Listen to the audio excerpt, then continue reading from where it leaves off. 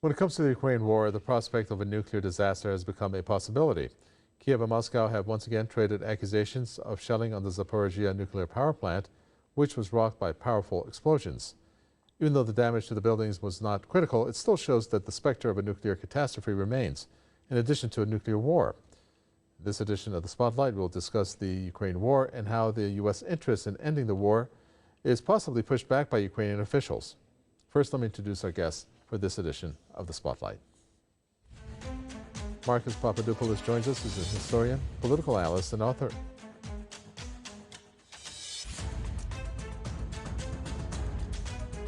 Also joining us, Gilbert Doctorow, an independent international affairs analyst who joins us from Brussels. Welcome to you both. Marcus Papadopoulos, first over to you. We're looking at this Zaporizhia nuclear power plant, of which explosions were reported, 15 of them. And it comes at a time where there was relative calm, as it was reported. What do you think about the timing of this? And of course, you have each side blaming the other, Russia blaming Ukraine and vice versa. What gains are there for each? And why can't this be verified? Well, it is, of course, a very troubling and concerning situation at the Zaporizhia nuclear power plant. The problem is that the Ukrainian armed forces are provided with cover by their patrons, specifically America and Britain. It is not in the interests of the Russian army, who control, let me say that again, control the Zaporizhia nuclear power plant, to fire shells at it. Why would the Russians attack an installation which they control? Furthermore, why would the Russians risk a nuclear catastrophe which would only devastate Russian lands and the Russian population? The Ukrainian government, together with its patrons in Washington and in London, are using all means at their disposal to galvanize maximum support amongst people across the world in their war with Russia. Therefore, the Russian army will be accused of everything, no matter how scandalous it is, no matter how utterly ludicrous it is, and most importantly of all, no matter if there is no supporting evidence. And the situation at the Zaporizhia nuclear power plant is but one example of that. So there we have it. It's a very dangerous situation there. The Russians have referred the matter to the United Nations Security Council, but alas, the Americans and the British, together with the French, it must be said, are providing cover for the Ukrainian government at the United Nations. So we can say with certainty, the West has no regard, has scant regard for a population being infected by radiation should a catastrophe erupt at the Zaporizhia nuclear power plant. Okay. Well, we have an interesting development here, Gilbert Doctorow, aside from that, and that has to deal with peace talks, where you have a key advisor to Ukraine's president that has rejected, according to the reports, the West proposal for holding talks with Russia.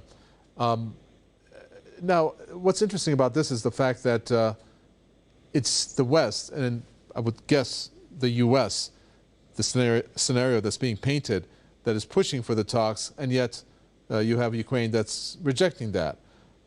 Is there a possibility that there's a scenario being set up here, or do you actually think that this is valid and that it's sincere in the way it's been reported? Sincerity in reporting on the Ukraine-Russia war can be excluded without much close examination. Logic can be excluded from analysis in Western media of what is proceeding, as my colleague just mentioned, describing the nonsense of the allegations that Russia is presently attacking a nuclear power plant, which it otherwise controls. The timing of these events is not fortuitous. They all are linked in a way. The Ukrainians resist the notion of peace talks because they understand that with the start of peace talks, the flow of arms into Ukraine would halt. And it is difficult to imagine that that flow will ever be restarted. Again, looking at the schedule, the incoming United States Congress in January will have in the House a Democratic minority, a Republican majority, and they will be viewing with a very skeptical eye any further appropriations and shipments of weapons to Ukraine. Should there be peace talks going on and a halt to military activity, it is most improbable that any further appropriations to Ukraine would be realized. They know that in Kiev, and that is why they vehemently oppose the start of peace talks. At the same time, the state of the balance between Russian forces and Ukraine forces is widely contested.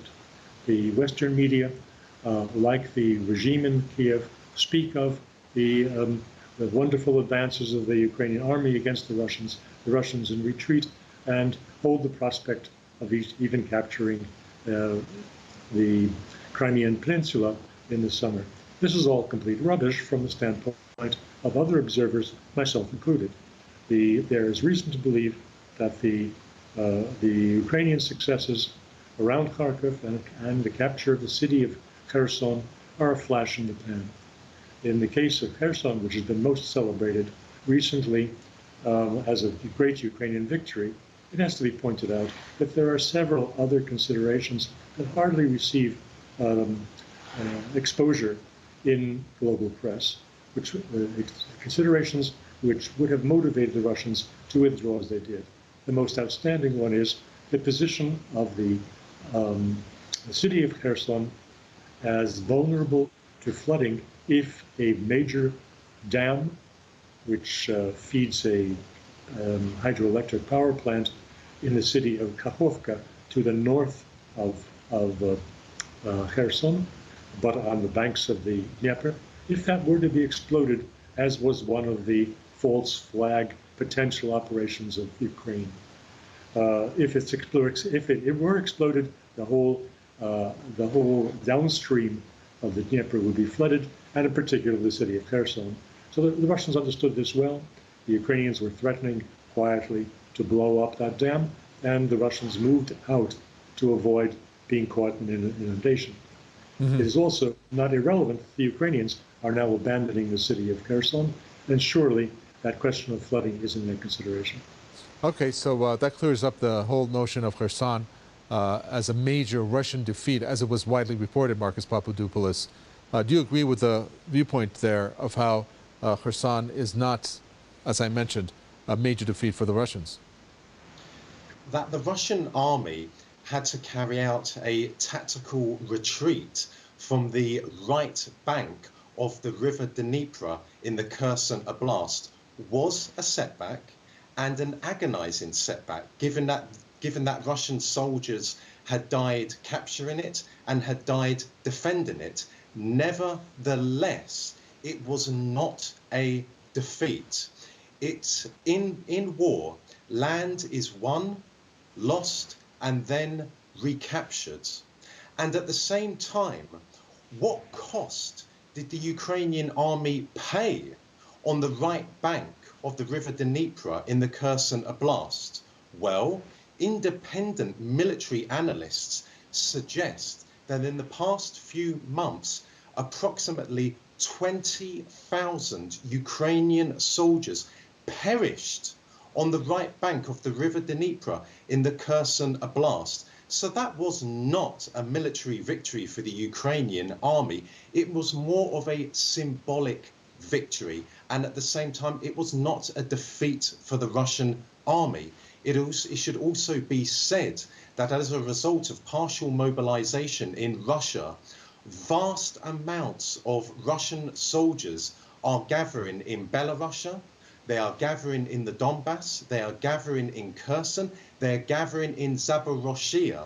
And it is my contention that we will soon see massive and major offensives in Ukraine by the Russian army.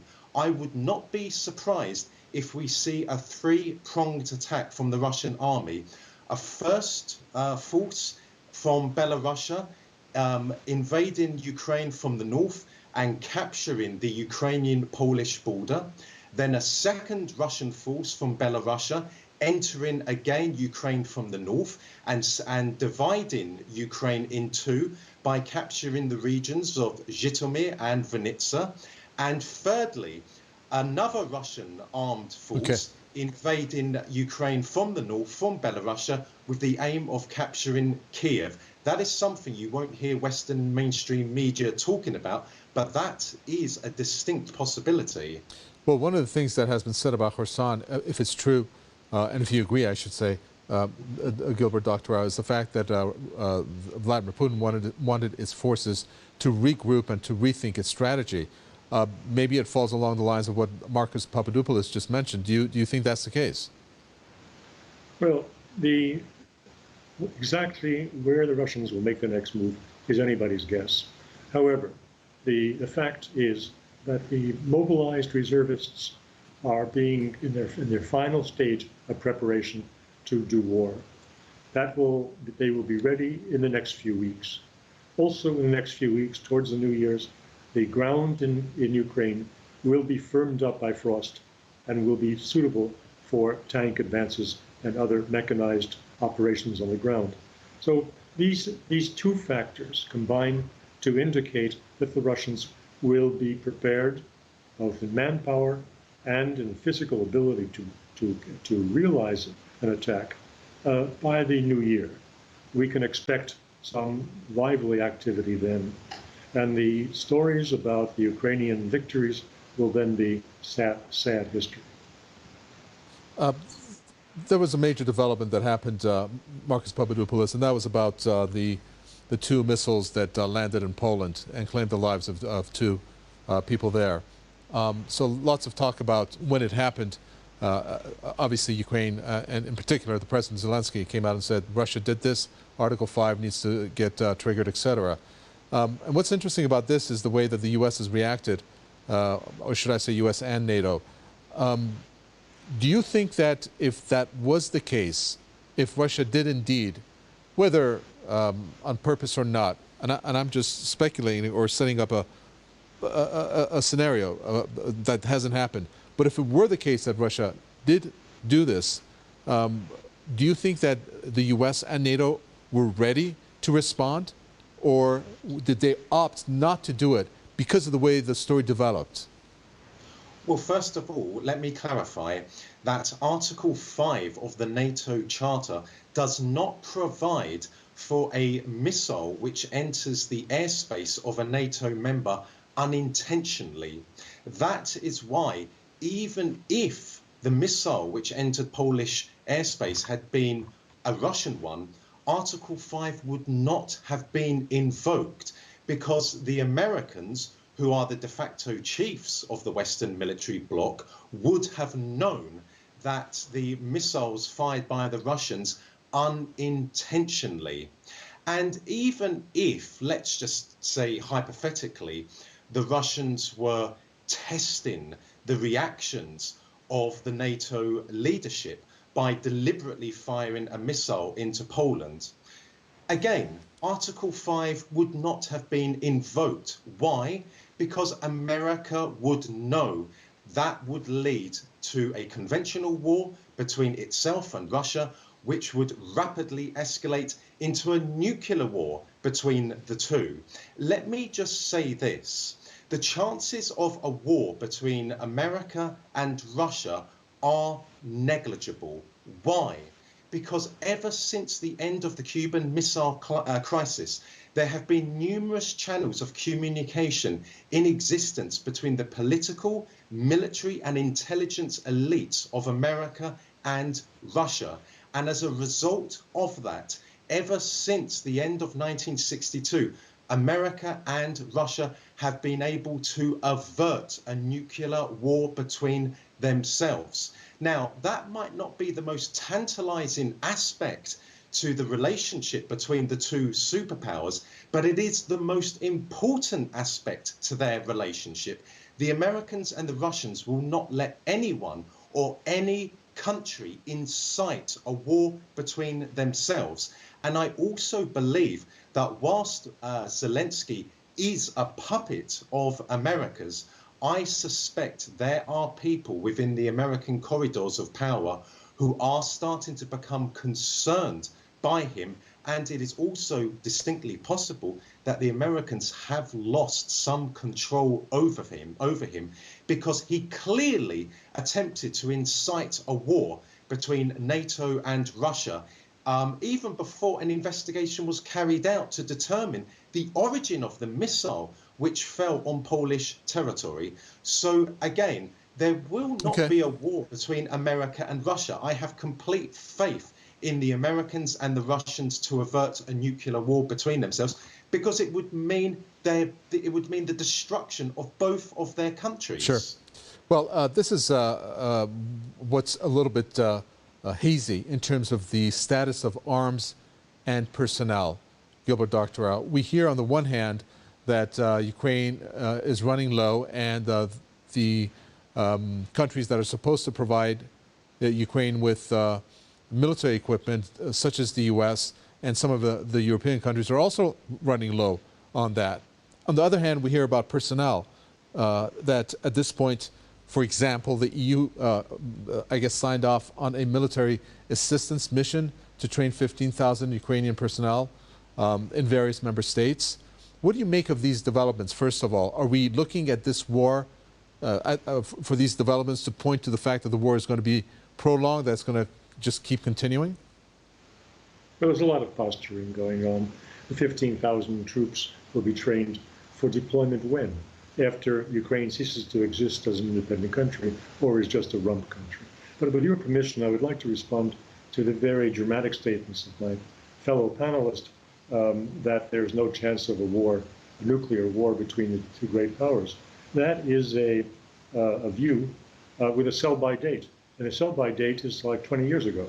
The whole fight that's going on now between NATO, driven by the United States, and Russia is over precisely this issue of warning times, which would be reduced from the days of 1962, when it may have been a half an hour or 45 minutes, and lines of communication may have made sense. Lines of communication today between Washington and Moscow have no sense whatsoever if the time between launch and arrival in Moscow or elsewhere in Russia is 5 to 7 minutes. And that is what this war is all about. The EU has come out and made some statements, Marcus Papadopoulos, regarding not only military spending, which they said increases of up to 200 billion euros for the next few years need to be actually exercised or spent, but also the EU Foreign Policy Chief, Joseph Borrell, in a meeting said that the U.S. is not reliable for security. And the notion of this European army, again, was put out there. Does Joseph Borrell have a worry because the Republicans perhaps are coming into control and we don't know who may be president in the next couple of years? And in a general sense, it doesn't want to hand over the security of the European Union to the U.S.? Is that a sign of some cracks there or divisions between the EU and U.S.? Well, there certainly are divisions in private between Washington and Brussels, despite proclamations by the leadership of the EU to the contrary. The reality is that there are many European governments who do not wish to be part of the European Union's economic crusade against the Russian Federation. And when it comes to Joseph Borrell, we have to remember that the leadership of the European Union are utterly beholden to America. They are in their jobs because of the Americans. They owe their status and their wealth because of the Americans. The Americans exercise enormous influence within the European Union, and that helps to explain why, despite grave reservations in Paris and in Berlin about participating in an economic war against Russia, the European Union went ahead and has participated in this war. Though at the same time, and Western media has not covered this, the European Union on the silent has started to import coal and timber from Russia again, which of course is strictly prohibited by the EU sanctions. And also, if the European Union was truly democratic, as it purports to be, then why doesn't it ask the ordinary man and the ordinary man and woman across the European Union for their consent to place sanctions on the Russian economy? Because that is the very essence of democracy. If a government, governs in the interests of itself and not in the interests of the ordinary people whom it represents, then it is not a democratic government. It is a tyrannical government. And I urge people to read the works of John Milton, John Locke, and John Stuart Mill, who very clearly detailed that. All right. Well, we're trying to understand if we can even talk about a notion of an end game here, Gilbert Doctorow. In terms of the U.S., it seems like there's some ambiguity, unless the notion of ambiguity is something the U.S. wants to portray at this point. But the only real solid, perhaps, posturing at a minimum that took place was from Lloyd Austin, the U.S. military chief, that said, we want to see Russia weakened to the degree that it can't do the kind of things that it has done in invading Ukraine. Do you see an end game from the U.S., and in what form would that be? I think the end game from the U.S. will be when it slowly, quietly abandons Mr. Zelensky after his armies are smashed and the Russians have taken control of the Black Sea littoral. These are possibilities that may be realized in the next several months. Just as looking for splits within the European Union that hopefully could result in a change of position with a war is a hopeless task, a loser's task, since, as my colleague said, all decisions actually are made in Washington. So in Washington, Washington is the proper place to look for a change in policy. And the Americans will reverse position with the same abruptness, without consulting their allies, the same as they did when they left Afghanistan. So then we will have leaders like Mr. Schultz, like Mr. Macron, holding the bag and looking quite foolish. That is the end game that I see. All right, and finally, a quick question from you, Marcus Papadopoulos, in less than a minute. What happens with Russia is something that is said is going to happen with China down the road in terms of the way that the U.S. handles this. So how do you think the U.S. is going to handle this in order to pursue its ultimate goal, in a sense, which is obviously what it's doing with China and what it's predicting to do with China at a minimum? For 30 years, Russia asked, told, warned America not to extend its tentacles to Ukraine. And as a result of the Americans ignoring what the Russians asked of them, told them, warned them, Russia really had no response, no choice but to take military action in Ukraine. The Americans knew that they would give the Russians no choice. And when it comes to Southeast Asia, again, the Americans are giving the Chinese no choice but to take military action in Taiwan. I am against war. I do not like to see anyone dying in war, but I also understand that we have to determine the origins of war. And what we see at the moment in Ukraine could very well play out in Taiwan. Thank you very much for that. Marcus Papadopoulos, historian, political analyst, and author. Gilbert Doctorow, thank you. Independent international affairs analyst from Brussels. With that, we come to an end for this edition of The Spotlight. From me, Kavatarwe and the team. It's goodbye until next time.